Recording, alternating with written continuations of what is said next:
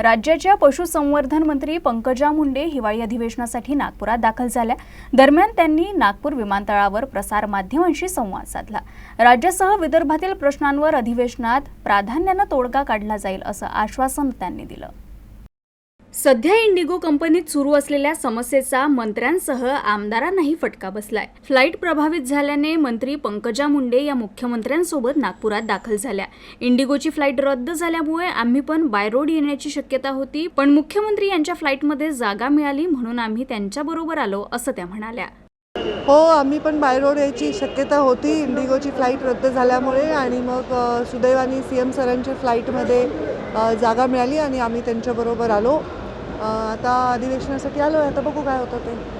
तर विरोधकांनी केलेल्या आरोपांवर त्यांनी प्रतिक्रिया दिली। सरकार सुरक्षित असून राज्यासह विदर्भातील प्रश्नांवर सरकार गंभीर असून अधिवेशनाच्या माध्यमातून समस्या सोडवण्यावर सरकारचा भर राहील असंही त्या म्हणाल्या। आता याच्यावर मी काही भाष्य करणार नाही। सरकारला भीती वाटण्याचं काही कारण नाही।